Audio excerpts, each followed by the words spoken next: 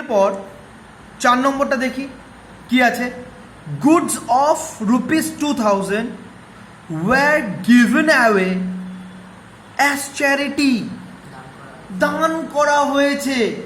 তার মানে এইখানে পারচেজ অ্যাকাউন্টটাকে কি করতে হবে? ক্রেডিট করতে হবে। কারণ আমরা শিখেছিলাম যে যখনই বিজনেসের গুডস বিজনেস থেকে বেরোবে আদার দ্যান ইন সেল আর আদার দ্যান থ্রু সেল, তাহলে সেই ক্ষেত্রে পারচেজে যেটা কেনা হয়েছিল তার মধ্যে তো স্টক কমে যাবে। তাহলে সেই কমানোর জন্য আমাকে কী করতে হবে? পারচেজটাকে ক্রেডিট করতে হবে। কথাটা বুঝতে পারলি? বুঝতে পেরেছিস? আর এই যে চ্যারিটি, আজকে কোনো বিজনেসম্যান কোনো চ্যারিটি ফ্যারিটি কিছু করে না, সোজা কথা। তারা কি করে জানিস?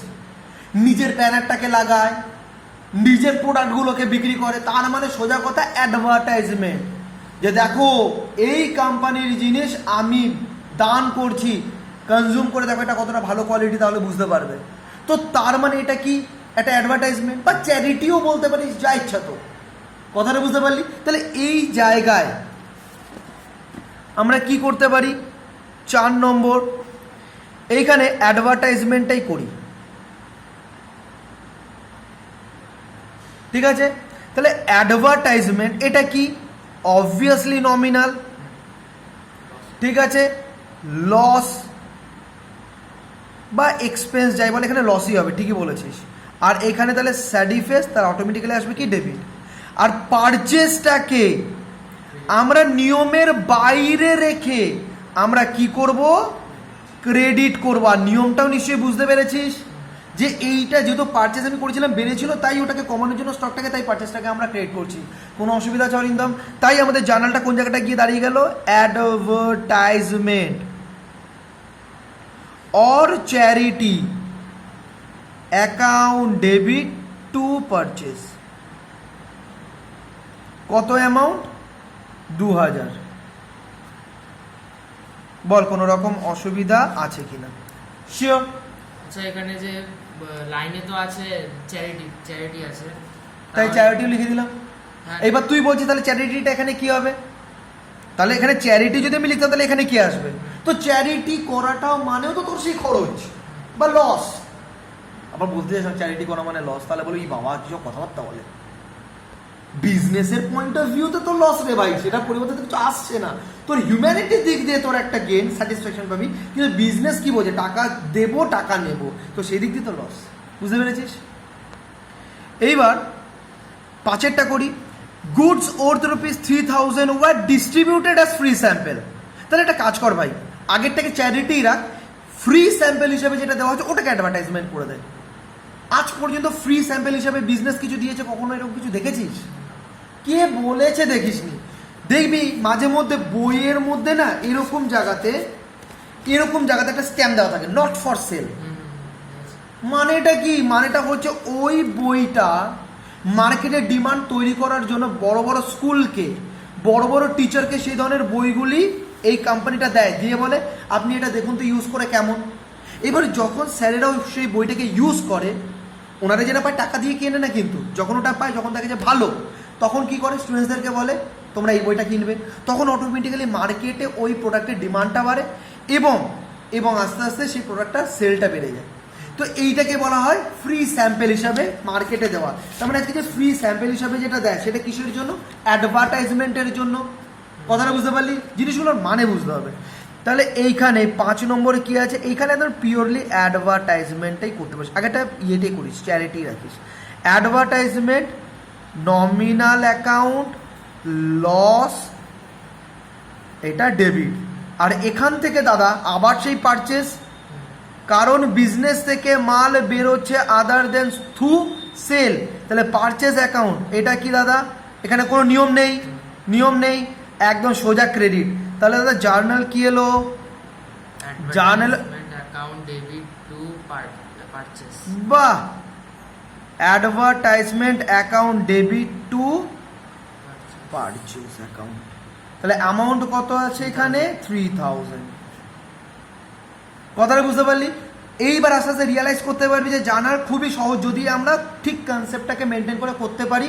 আর যদি জার্নাল আমরা ঠিকঠাক মতন করতে পারি, তাহলে সেই দাদার মতো নিজে বসে বসে আমরা পুরো চ্যাপ্টার শেষ করে ফেলতে পারবো। ঠিক আছে? এইবার লাস্ট যে ট্রানজ্যাকশনসটা রয়েছে সেটা একটুখানি দেখে নিই। Paid 4500 for installation of machinery. আজকে 4500 টাকা ইনস্টলেশন বাবদ, মানে মেশিনারি ইনস্টলেশন বাবদ পেমেন্ট করা হয়েছে। ঠিক আছে, জিনিসটা এবার অনেক কিছু বোঝার আছে এইটার ক্ষেত্রে, বোঝাচ্ছি দাঁড়া। এইবার আমরা একটা কনসেপ্ট শিখব, খুব ভালো মতন করে দেখব। এক্সপেন্সেস, আমি এটাকে শর্টে লিখলাম, হ্যাঁ, এক্সপেন্সেস। এই এক্সপেন্সেস একটা বিজনেসের দিক দিয়ে 3 ধরনের হয়, খুব ভালো করে বুঝবি। এই এক্সপেন্সেসটা আমরা ধরে নিচ্ছি তমোজিৎ অ্যান্ড কোম্পানির দিক দিয়ে। ঠিক আছে, আপাতত আমি 2 ধরনেরই ধরি। ঠিক আছে, তারপর 1 ঘন্টা পরে অ্যাড করব। একটা এক্সপেন্সেস হয় রেভিনিউ এক্সপেন্সেস,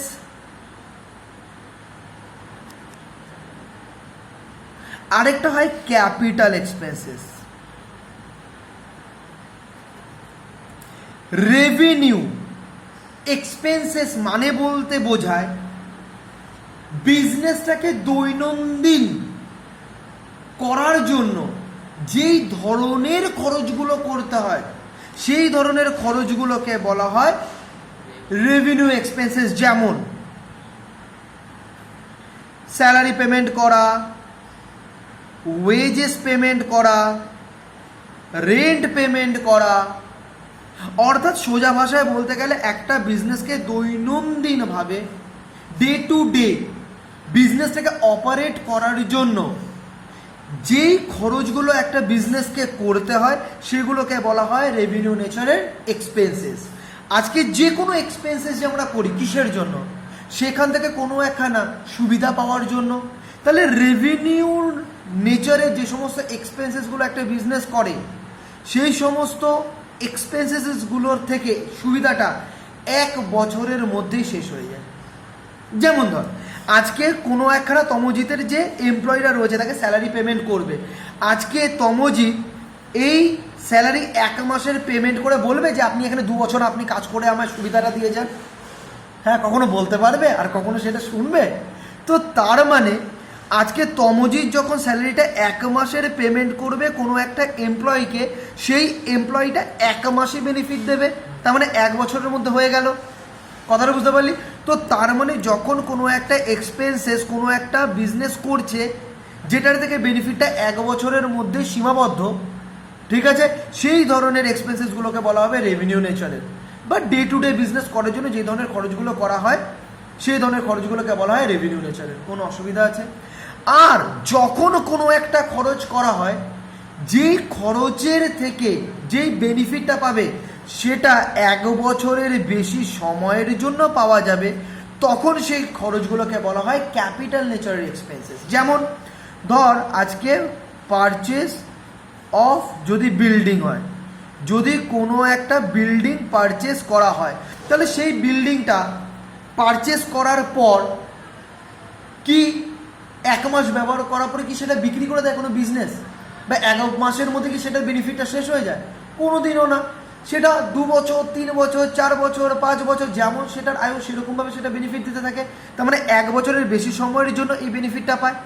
তাহলে আজকে সেই বিল্ডিংটা কেনার ক্ষেত্রে যে খরচটা তমোজিৎ অ্যান্ড কোম্পানি করছে সেই খরচটাকে বলা হয় ক্যাপিটাল নেচারের এক্সপেন্সেস। কোনো রকম অসুবিধা আছে? বুঝতে পেরেছিস? আচ্ছা, আরেকবার, আজকে তমোজিৎ অ্যান্ড কোম্পানি যে সমস্ত খরচগুলো করছে ডে টু ডে বিজনেসের বেনিফিট পাওয়ার জন্য বা ডে টু ডে বিজনেসটাকে চালানোর জন্য, সেই ধরনের খরচগুলোকে বলা হয় রেভিনিউ নেচারের। আর যদি কোনো খরচ করা হয় যেটা 1 বছরের বেশি সময়ের বেনিফিট পাওয়ার জন্য, আর যেখানে টাকার ইনভলভমেন্টটা হিউজ থাকে, কারণ এখানে স্যালারি পেমেন্ট করতে গেলে কত লাগবে? খুব বেশি হলে 1 লাখ বা আরও লাগতে পারে, 1 লাখ মোটামুটি। আর এইখানে একটা বিল্ডিং তো নর্মালি কমন সেন্সে বলে দেয় অনেক টাকা, যার মানে ক্যাপিটাল এক্সপেন্সে অনেক বেশি টাকার ইনভলভমেন্ট থাকে। বুঝতে পেরেছিস? এইবার এটা বুঝতে পেরেছিস তো? ঠিক আছে, এইবার এখানে কি বলেছে যে এইখানে যে মেশিনারিটা ইনস্টল করতে হয়েছে, দেখ আজকে ধর কোনো একখানে মেশিনারি নিয়ে আসা হলো, তুই একটা মেশিনারি কিনলি, তুই একটা প্রোডাকশনস কোম্পানি খুলেছিস, তুই সেখানে কী করবি? প্রোডাকশনস করবি। এইবার ভাই প্রোডাকশনস করার জন্য মেশিনারি দরকার, মেশিনারিটা তুই কী করলি? বাইরে থেকে কিনে নিয়ে আসলি। এইবার সেটাকে বসাতে হবে তো মাটির সাথে স্ক্রু দিয়ে লাগিয়ে টাগিয়ে, অর্থাৎ সেটাকে যাতে তুই ব্যবহার করতে পারিস সেই জায়গাতে তো নিয়ে আসতে হবে। কথাটা বুঝতে পারলি? এই ইনস্টলেশন চার্জেস বলতে বোঝায় সেটাকে একটা কাজের জায়গাতে নিয়ে আসা, অর্থাৎ সেই জিনিসটাকে ইনস্টল করা। যেরকম হয় না, কম্পিউটার কিনে নিয়ে আসলি, সফটওয়্যার ইনস্টল করতে হবে তো, ওই যে ক্যাসেট ঢুকিয়ে বা পেন ড্রাইভের মধ্যে তার মধ্যে সফটওয়্যারগুলো থাকবে, সেগুলো ইনস্টল করতে হয় না? বা এই তো দেখিস প্লে স্টোর অ্যাপটা করলি তখন কি থাকে, ইনস্টল, মানে ওটা মোবাইলে তখনই কাজ করবে যখন সেই সফটওয়্যারটাকে তুই মোবাইলের মধ্যে নিবি। তো সেরকমভাবে কোনো একখানে মেশিনারি কিনলি, সেই মেশিনারিটাকে তো আগে সেটাকে তোর যেই কারখানা রয়েছে সেটাকে তো সেট করতে হবে, তবে সেটা কাজ করে তুই বেনিফিটটা পাবি।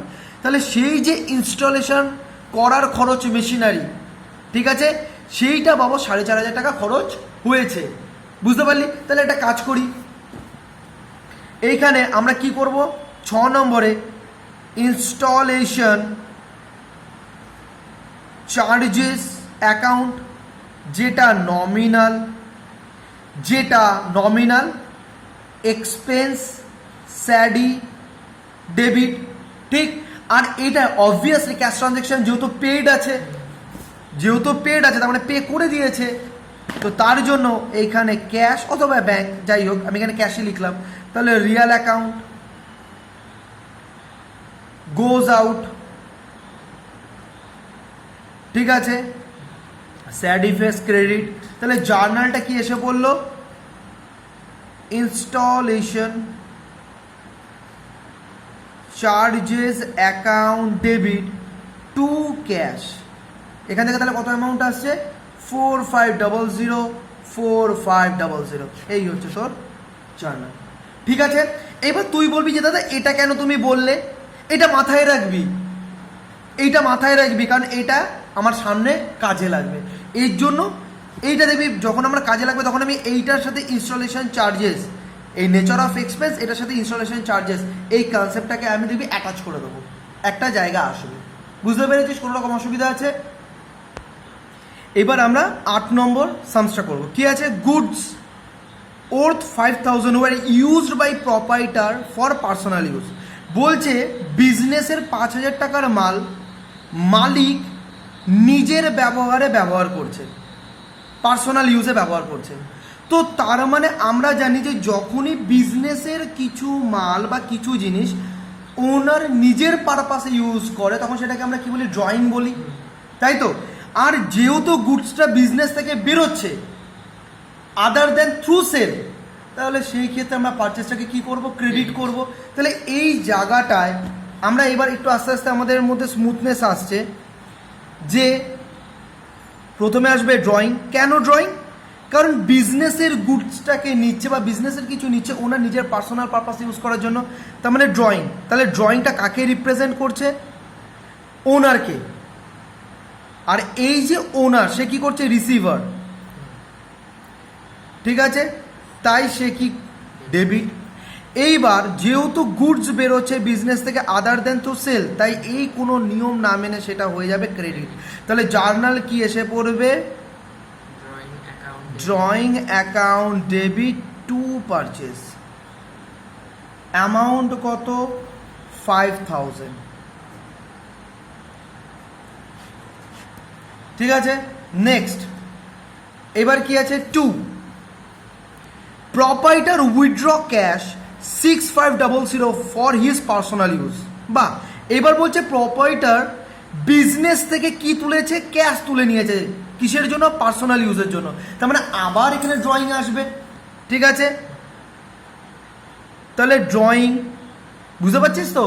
তাহলে ড্রয়িং রিপ্রেজেন্টেটিভ পার্সোনাল অ্যাকাউন্ট, ঠিক আছে, ওনারকে রিপ্রেজেন্ট করছে আর উনি কি করছে, রিসিভার, তার জন্য স্মাইলি ফেস, তাই ডেবিট। আর ওখান থেকে বিজনেসের থেকে কি বেরোচ্ছে, cash, real account goes out, তাই ক্রেডিট। তাহলে জার্নাল কি হলো, drawing account debit two cash, amount কত, 6,500, 6,500, 6,500। বুঝতে পারলি? পারচেসটা ক্রেডিট কেন করা হলো না? ক্যাশটা ক্রেডিট হয়েছে? কারণ এখানে ক্যাশ তুলেছে। তো যদি বিজনেসের গুডস, এখানে তো ক্যাশ তুলেছে তাই ক্যাশ অ্যাকাউন্ট, যেহেতু বিজনেসের গুডস তুলেছে তাই সেই কোয়ান্টিটিকে তো কমাতে হবে। আর আমরা তো জানি যে যখনই বিজনেস থেকে গুডসটা বেরিয়ে যাবে, সেটা আদার দেন থ্রু সেল, মানে সেল বাদে অন্য কোনো কারণে যখন বেরিয়ে যাবে তখন সেটাকে আমরা কি করি, পারচেসকে ক্রেডিট করে আমরা রেকর্ড করি। বুঝতে পেরেছিস? আচ্ছা, এবার আসি 3। এবার কি বলেছে, চার্জ ইন্টারেস্ট অন ড্রয়িং 1500। এইবার ফার্ম কি করছে, কোম্পানি 1500 টাকা যে ড্রয়িং করেছে সেটার উপর 1500 টাকা ইন্টারেস্ট চার্জ করছে। কীরকম জিনিসটা একটুখানি বলি। ধর আজকে এইটা হচ্ছে তমজিৎ, ঠিক আছে, আর এইটা হচ্ছে তমজিৎ অ্যান্ড কোম্পানি। এবার কি করেছে, এই যে তমজিৎ ড্রয়িং করেছে, ঠিক আছে, এই ড্রয়িংয়ের ওপর তমজিৎ কি চার্জ করছে, ইন্টারেস্ট চার্জ করছে। যে তুমি যে টাকাটা তুলেছো, আমার তো বিজনেসে প্রবলেম হয়ে যাচ্ছে টাকাটা তুলে ফেলার জন্য, তো তার জন্য ইন্টারেস্ট এই ড্রয়িংয়ের ওপর আমি চার্জ করছি, যে অ্যামাউন্টটা আসছে 1500। ঠিক আছে, বুঝতে পেরেছিস? তো এই যে 1500 টাকা, সেই 1500 টাকা কে দিচ্ছে, তমজিৎ দিচ্ছে। কাকে দিচ্ছে, তমজিৎ অ্যান্ড কোম্পানিকে দিচ্ছে। তার মানে তমজিৎ অ্যান্ড কোম্পানি পাচ্ছে ইন্টারেস্ট অন ড্রয়িং বাবদ 1500 টাকা। কার কাছ থেকে, তমজিতের কাছ থেকে। তাহলে এটা কি হবে, ক্যাশ পাচ্ছে, ক্যাশ অ্যাকাউন্ট, সেটা কি রিয়াল নেচারের, রিয়াল অ্যাকাউন্ট নেচারের। আরেকটা হচ্ছে গিয়ে তোর কামস ইন, টাকা আসছে, তার জন্য ডেবিট। আর ইন্টারেস্ট অন ড্রয়িং, এটা কি নমিনাল। ভালো মতন বুঝবি, ইন্টারেস্ট অন ড্রয়িং, ড্রয়িং দেখে কিন্তু আবার রিপ্রেজেন্টেটিভ পার্সোনাল অ্যাকাউন্ট করবি না। যেইটা ড্রয়িং হয়েছিল তার উপর ইন্টারেস্ট চার্জ করছে, যেটা একটা ইনকাম, কার কাছে, তমজিৎ অ্যান্ড কোম্পানির কাছে। তার মানে ইন্টারেস্ট অন ড্রয়িং, এটা হচ্ছে নমিনাল অ্যাকাউন্ট, ঠিক আছে, এটা হচ্ছে ইনকাম, ঠিক আছে, তাই এটা আসবে ক্রেডিট। তাই জার্নাল কি আসবে, cash account debit two interest on drawing. কত, 6500, 6500। বুঝতে পারলি কোন রকম অসুবিধা আছে? এবার দেখ 4-এ আছে, provide 10% interest on capital amounting two ₹4 lakh. এবার বলছে তমজিৎ অ্যান্ড কোম্পানিকে যে 4 লাখ টাকা ক্যাপিটাল দিয়েছিল, তমজিৎ অ্যান্ড কোম্পানি সেই 4 লাখের ওপর 10% ইন্টারেস্ট, অর্থাৎ ইন্টারেস্ট অন ক্যাপিটাল কত হয়, 4 লাখসের 10% 40,000। সেই 40,000 ইন্টারেস্ট অন ক্যাপিটাল বাবদ তমজিৎ অ্যান্ড কোম্পানি কাকে দিচ্ছে, তমজিৎকে দিচ্ছে। যেমন interest on drawing Tamajit and company পাচ্ছে ইনকাম, সেরকমভাবে ক্যাপিটাল যেটা দিয়েছিল তমজিৎ, সেটার ওপর Tamajit and company interest on capital দিচ্ছে। তার মানে এটা অবভিয়াসলি ইন্টারেস্ট অন ক্যাপিটাল কি হবে, তমজিৎ অ্যান্ড কোম্পানির দিক দিয়ে খরচ। কথাটা বুঝতে পারছিস? তাহলে এটার জার্নাল কি হবে, প্রথমে cash, real account, goes out, credit, আর এখান থেকে ইন্টারেস্ট অন ক্যাপিটাল, এটা হচ্ছে নমিনাল এক্সপেন্স, তাই এটা ডেবিট। তাহলে জার্নাল কি আসবে, interest on capital account debit two cash. Amount কত, 40,000।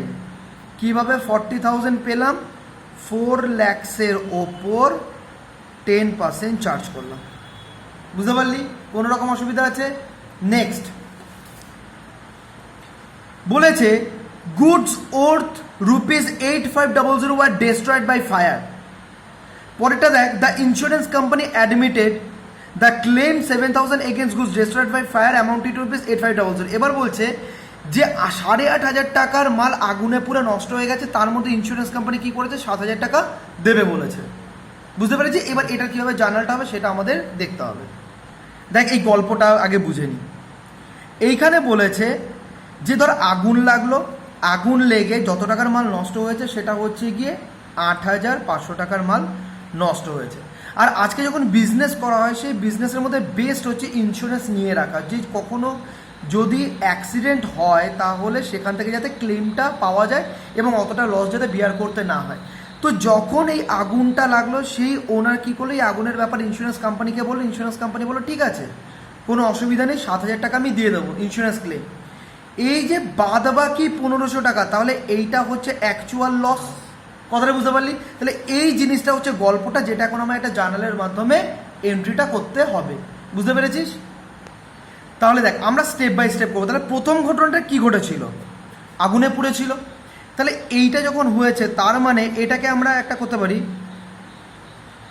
লস বাই ফায়ার, এই অ্যাকাউন্ট নামে একটা অ্যাকাউন্ট খুলতে পারি। এবার যখনই লস বাই ফায়ার, তার মানে এটা পরিষ্কার বুঝতে পারছি এটা নমিনাল লস, তাই ডেবিট।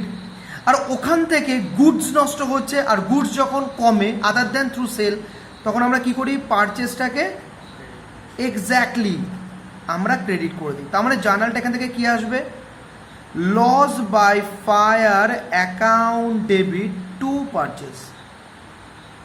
প্রথমে আমরা 8500 এন্ট্রিটা করে দিলাম। তারপরে গিয়ে তো বলেছে যে এই 8,000 8,500 টাকার মধ্যে 7,000 টাকা ইন্স্যুরেন্স ক্লেম দেবে, অ্যাডমিট করেছে। তাহলে এবার সেটার জার্নালটা আমায় করতে হবে। প্রথমে এই ঘটনাটা ঘটলো, সেটা আমি করে দিলাম। এরপর এই ব্যাপারটা যে ক্লেম অ্যাডমিটের 7,000 টাকা, বাদ বাকি লস হচ্ছে 1,500 টাকা। বুঝতে পারলি? তো এবার আমরা সেটা করব এখানে। দেখ এই জায়গাটায় প্রথমে ধরে নিচ্ছি যে 7,000 টাকা দিয়েছে ইন্স্যুরেন্স কোম্পানি। ঠিক আছে, প্রথমে এটা ধরে করি। তাহলে কি আসবে, cash real account comes in debit. ঠিক, তারপর আসবে কি অ্যাবনর্মাল লস। আগের দিন বুঝিয়েছিলাম লস দু ধরনের হয়। অ্যাবনর্মাল লস এটা হচ্ছে নমিনাল অ্যাকাউন্ট লস, স্যাডিফেস ওখান থেকে ডেবিট। আর এইখান থেকে এই যে লস বাই ফায়ার, তারপর আমরা কি করব, এই যে লস বাই ফায়ার এইটার পরিপ্রেক্ষিতে তো টাকাটা পাচ্ছি। আজকে লস বাই ফায়ার তার মানে কি 8,500 টাকার মধ্যে 7,000 টাকা পেলাম আর 1,500 টাকা পেলাম না। তাহলে এই জায়গাটায় আসবে লস বাই ফায়ার। ঠিক আছে, এটাকে কাটার জন্য আবার এইটা কোনো নিয়মের বাইরে, যে এখানেটা আমি ডেবিট করেছিলাম সেটা পরিপ্রেক্ষিতে আমি পাচ্ছি, তাই এখানে নিয়মের বাইরে আমি 8,500 টাকা করে দিলাম। ঠিক আছে, তাহলে এইখানে যে জার্নালটা এলো সেটা হচ্ছে গিয়ে cash account debit abnormal loss account debit to loss by fire. এখান থেকে এসে পড়লো 7,000, 1,500, এখান থেকে 8,500। ঠিক আছে, এটাকে আরেকভাবেও করা যায়, যেটা বেস্ট হবে সেটা হচ্ছে প্রথমে একটা কাজ কর, ইন্স্যুরেন্স কোম্পানি যে টাকাটা দেবে বলছে, ঠিক আছে, যে টাকাটা দেবে কত, 7,000 টাকা। ঠিক আছে, এইখানে ইন্স্যুরেন্স কোম্পানি যেহেতু তোর একটা অ্যাসেট তৈরি হচ্ছে যে আমার এটা নষ্ট হয়েছে এ দেবে বলছে, তো তার মানে এখানে ইন্স্যুরেন্স কোম্পানি ডেবিট করতে হবে। আর এইখানে লস বাই ফায়ার এই অ্যাকাউন্টটাকে নমিনাল লস করে আমি ডেবিট করলাম, কারণ এটা আমি জানি। আর এইখানে হচ্ছে পারচেস, যেখান থেকে মালটা বেরিয়ে যাচ্ছে।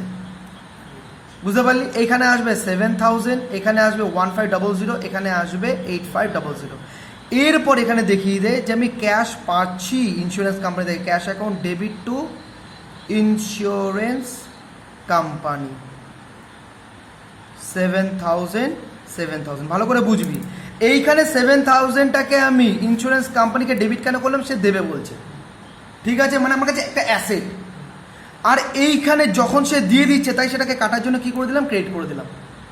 কথাটা বুঝতে পেরেছিস? যেরকম আগে করেছিলাম, যখন বিক্রি করা হচ্ছে তখন একটা পার্টিকে ডেবিট করা হচ্ছে, যখন সে টাকাটা দিচ্ছে বা ব্যাড ডেট হয়ে যাচ্ছে তাকে কাটার জন্য কি করছি, ক্রেডিট করছি। তো তার মানে এইখানে যখন এটা সেই ডেটাসের মতন ট্রিট কর, যে ধারে মালটা বিক্রি করছি তখন পার্টিকে আমরা কী করি, ডেবিট করি, যেহেতু আমি তার থেকে টাকা পাবো। এবার পরে গিয়ে যখন সে দিয়ে দেয় তখন আমি তাকে কী করে দিই, ক্রেডিট করে দিই। বুঝতে পেরেছি? এই কনসেপ্ট, এটা হচ্ছে বেস্ট আগেরটার থেকে। এই আগেরটা দেখার দরকার নেই, এটা দেখবি। বুঝতে পেরেছিস? থাক, আজকে এতটুকুনি থাকুক, এগুলোকে খুব ভালো করে দেখবি। আর হোমওয়ার্কস হচ্ছে এগুলোকে আবার তুই করে রাখবি।